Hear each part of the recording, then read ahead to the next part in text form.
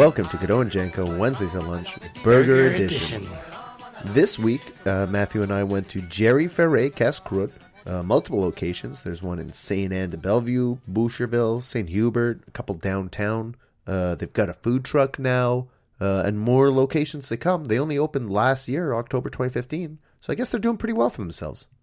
Or are they doing a Target situation where they just expand and die off? Very possible. Very possible. They do use the same color scheme of red and white. Yeah. Despite the fact that it is a very Quebecois franchise. Super French. Despite the fact that Jerry Ferrer is a European who came to Montreal only some 14, 15 years ago to work at Europa restaurant. And I guess they're part of the brain trust that's opening all of these restaurants.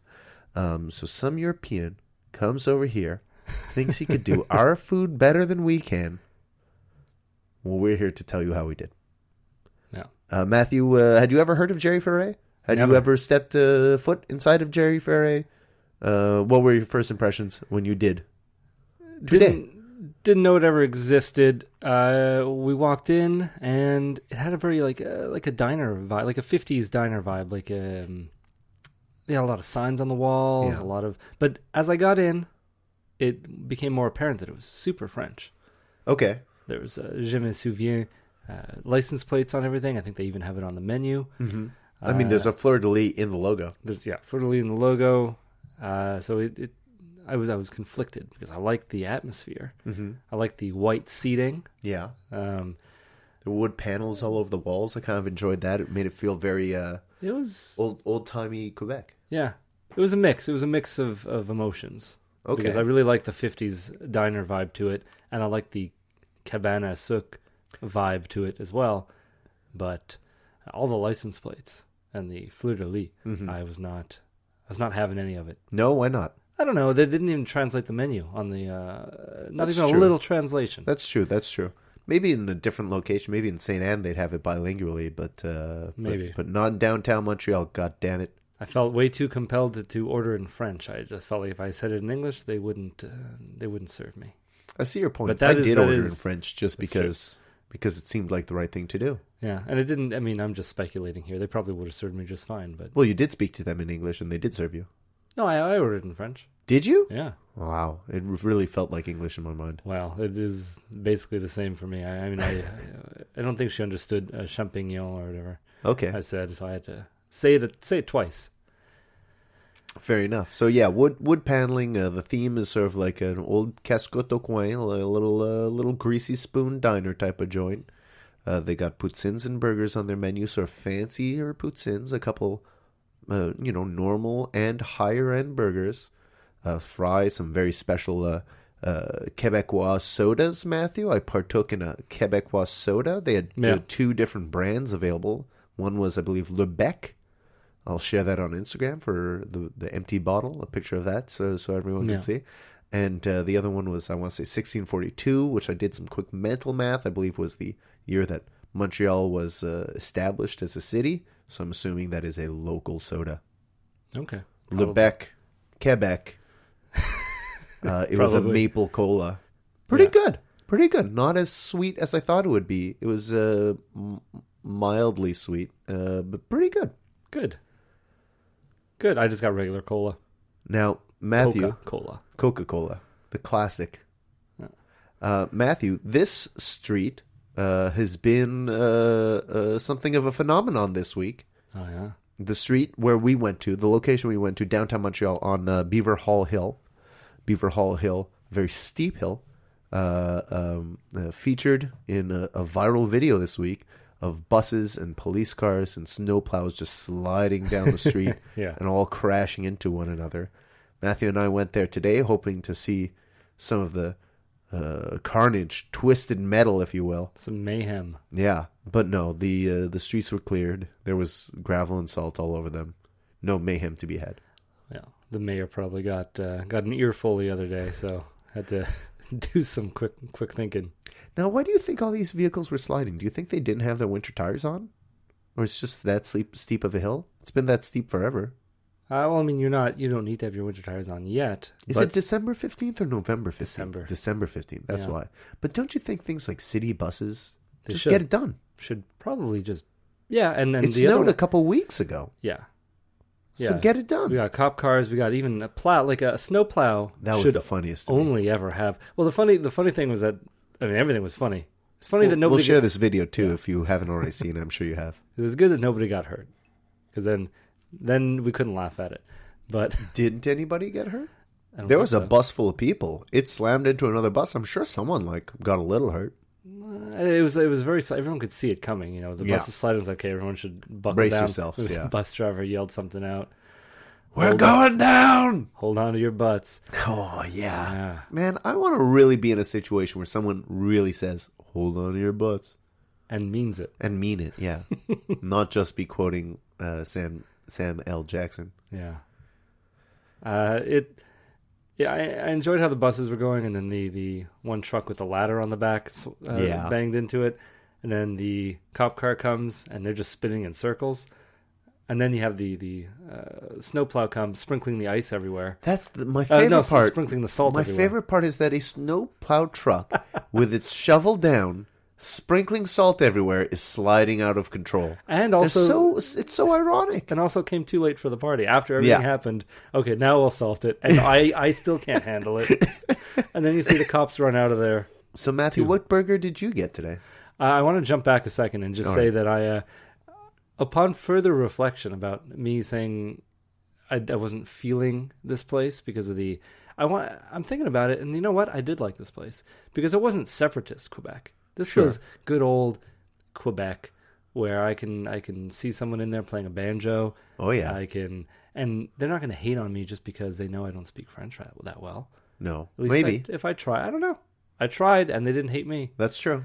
And Served us with a smile. yeah, and she heard us speaking English, so I don't want to go and start spreading lies. That's true. And honestly, the waitress who came by to pick up our trays and bring us dessert was like a Parisian French girl. Okay. You may not have recognized the difference, but No. she can't be too snooty about Quebec French. She's not from here. Yeah. So I this place was delightful. Everybody in it, they were delightful. I think I've just been jaded. What about the music, Matthew? Did you? We noted the music a little bit. Oh yeah, that was not so delightful. It was weird. Sometimes I felt like I was running for my life in a bamboo forest. Other times I felt like I was in Bamboo forest. What the hell does that mean?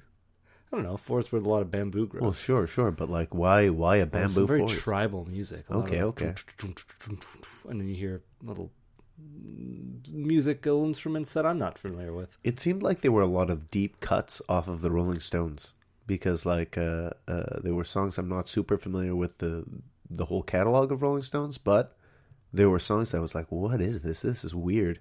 And then, a minute later in the song, Mick Jagger would pop up. Yeah. I had a little bit of a brain fart there. Mick Jagger's voice would pop in, and it was like, oh, I guess this is Rolling Stones then. Unless it's some other weird Mick Jagger side project. But I don't know. Could be. Up until that point, they could have just been playing music off the Lost soundtrack. And you wouldn't know the difference. No, but I did feel like I was in one of your nightmares at one point. Oh, this is true, right? Matthew, do you remember this? I guess it was in high school. I guess this is why you remember it. Yeah. It was in high school. I told you. That's why you would remember it. I woke up. I would keep the radio on usually as I went to sleep. And I usually just left it on Show 97.7, the classic rock station. And one time I woke up in the middle of the night, not sure if I was still having a nightmare or if I was awake, but there were just such nightmarish sounds coming from the radio. And I told you about it. And like within a couple days, you were able to track down the song back into like basically, this wasn't like an age of Shazam. Yeah. Spotify. It's difficult. It was a lot more difficult for me to just be like, it sounded like a nightmare. There were voices talking backwards and scary monster noises. And then like it was a song and I went back to sleep. But you were able to track it down in a couple days. It was a song by ELO called Fire on High. Is that what it is? That was the one. If you guys look that song up, it sounds like a damn nightmare. For the first 4 minutes, I'd say. Yeah, 3 for minutes. the first several minutes of the song. And then like it kind of turns into a weird 70s rock song. Yeah. but it is several minutes of nightmarish sound effects. Yeah. Yeah. No, I there were a lot of creepy songs that they would play. There was also one with a baby laughing. Oh, yeah. I remember that. Yeah, it was very like peaceful, very tranquil, but then you'd hear like and Shom would use that a lot for their then they'd have like a transitions. Shom. Yeah, weird. Really, really strange stuff. Radio in the 90s. Just weird. It's a heyday. Yeah, I remember falling asleep listening to the Love Line. Not falling asleep listening to it, falling asleep listening to regular music, but then I would wake up because the music stopped, and it would just be the Love Line for an hour, and I knew I wasn't supposed to be listening to it. And a few times my mother would walk into the room, and I'd pretend to be asleep, and she'd hear the radio, and they'd just be talking about things I shouldn't be listening to, and she'd shut it off. But the one thing I remember... Same thing happened to me. Yeah. The one thing I really remember, and I feel like you might remember this too, the one thing that stuck out that made me realize that the world I'm living in is not the world I think. Hope it's the same thing I'm thinking of. It's the people who are sexually aroused by plants. Yes, the herbosexuals. Yes. Oh, you remember the name. The herbosexuals. I remember someone calling in and talking about this. Like, listen, I have this situation. I'm an herbosexual. And the host and the like a special guest, probably like a sex specialist or something, were both like, so what do you mean? You're at a party and then you're coming onto a cactus? What are you talking about here? And they just were giving it no time. They were like, yeah, okay, and they cut him off and kicked him off the air. And years later, I found on the internet that it is a thing. I was like, oh man, now I feel bad for that guy who got kicked off the air on the Love Line, trying to share his herbosexuality with the world. He's like, this is the outlet for me. Yeah. See if these people are going to help me. They're like, no, go a cactus, you weirdo. These crank calls, I've had enough. Oh, I guess I remember it being longer than it was, but I just thought the whole episode was about herbosexuals or whatever. I wonder, maybe there was a follow-up episode about herbosexuals, but the one I remember, they were like, they were not giving him much time. No. They're not letting him explain very much. It was just like, all right, buddy, get out of here. It's like, no, it's a real problem. Give me a break. I'm not allowed. I've been banned from the botanical gardens. Oh, those big flowers, those big Southern American flowers. Oh, Venus flytraps and any number of them. Yeah. What was your initial question? What kind of burger did you get, Matthew? I forgot the name. Do you remember the name? The Forestier or something like that? Yeah, that was that the original or the classic Forestier. Yeah. It basically had a all beef patty, cheddar cheese, I believe, bacon, onions, mushrooms, tomatoes, and lettuce, and a sauce. I forget what kind of sauce that was. I have no idea what kind of sauce. I had a different burger. It didn't jump out at me, but I did have to say no tomatoes, no mushrooms. Yeah. Pas de tomate, pas de champignon. Yeah, you got it. There we go. You have to say it with more confidence. No. I say it and I'm recoiling. Like as I'm saying it, I'm sinking back into my shell. If they ask me again, I'm out of there. So I basically forget about it. Slam. I'm never coming back. No, it was. Yeah, that was the burger. Pretty simple. I mean, I'd get the same thing no matter what, and they didn't have too many options. They had a few options, but they were all very different. And if I was going to bleed into more exotic territory, then I'm not going to do that. They had a chicken burger. They had a fish burger. They had a much more simple cheeseburger. Yeah. They had what I got, surf and turf burger. They also had like a duck burger. Oh, they had a duck burger too. Yeah. Yeah, but you got surf and turf. Surf and turf burger. I'm always enticed by surf and turf. Whenever I see surf and turf on a menu, I go, ooh, because I like surf and turf. I like surf a lot. Yeah. My mouth likes surf a lot more than my belly does. So I'm hoping for the best for the rest of the day. So far, so good. Point Break, you like that? Not really. I know it's a revered movie, but I don't care for it. Okay. Didn't do it for me. So maybe you're not that into surfing. Surf. No. Yeah, not that into surfing. More into food. The surf part of surf and turf. Okay. Yeah. Shellfish and the like. Shellfish, yeah. Okay. Yeah, exactly.